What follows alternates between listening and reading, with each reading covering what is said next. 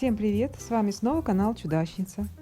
На дворе октябрь, солнце еще балует нас теплыми лучами, но самое время подумать о подготовке сада к зиме. Сегодня я буду тестировать новый для меня продукт. Ассистирует мне уже знакомая вам сирень.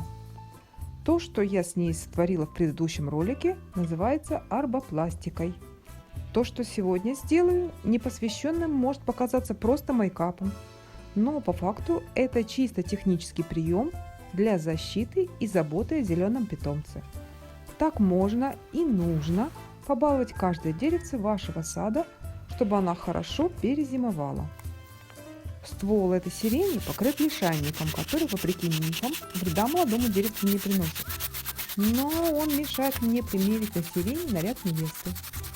Потому избавляюсь от этих наростов при помощи жесткой щетки. Все как у людей. Сначала скрабинг.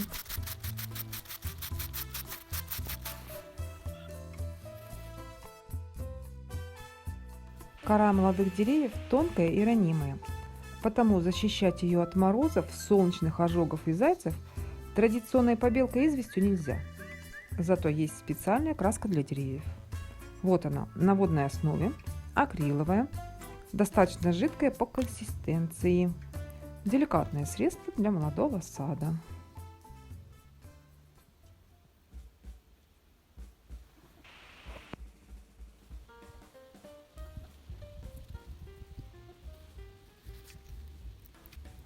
Наношу первый слой. Получается полупрозрачное покрытие. Сохнет буквально за несколько минут. Кажется, я что-то упустила. Семен Семенович, забыла перемешать.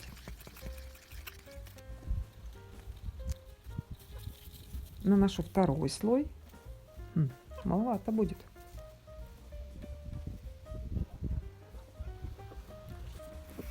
Мои эстетические запросы удовлетворил только третий, теперь уже финишный слой краски. Он придал стволу по-настоящему праздничную белизну. Но это только полдела. Я хочу нарастить над этим белым нарядом пышную зеленую крону. А сейчас она выглядит более чем скромно. Крону нужно простимулировать к ветвлению. Сирень очень любит влажную, питательную почву и не переносит конкуренции с сорняками.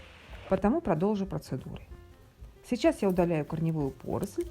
Для сирени обыкновенно это обязательный ритуал. Если не хотите возиться с порослью, покупайте деревце, привитое на сирень венгерскую. Порыхлила землю, теперь важно как следует ее полить. Воды не жалею, лью 3 лейки. Влажная почва защитит корни от обмораживания. Поверх политой земли бросаю помет. Где-то 150 граммов. Мои курочки старались все лето, и вот теперь есть чем задобрить эту красавицу. Итак, почистила, полила, подкормила, осталось только постель постелить. Эта роскошная кружевная щепа защитит приствольный круг от пересыхания и промерзания.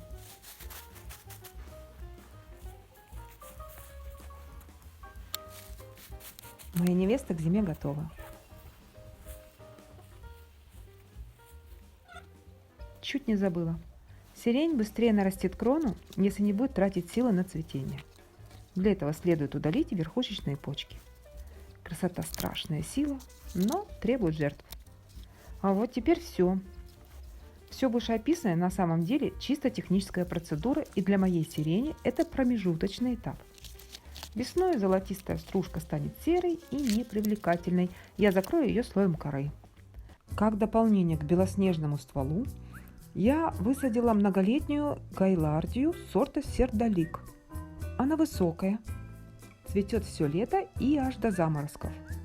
Отцветает симпатичными колючими шарами, имеет роскошный одноименный оттенок лепестков, незаметно переходящий в оранжевый на самых кончиках. Вырастила это чудо из семян. Между куртинками гайлардии высадила еще один цветущий многолетник. Пока не скажу какой. Когда зацветет, опубликую фото, заодно хочу добавить в эту композицию бетонный декор. Но это будет уже в следующем сезоне, так что следите за публикациями. Там в саду заждались подружки невест. Пойду наряжать их.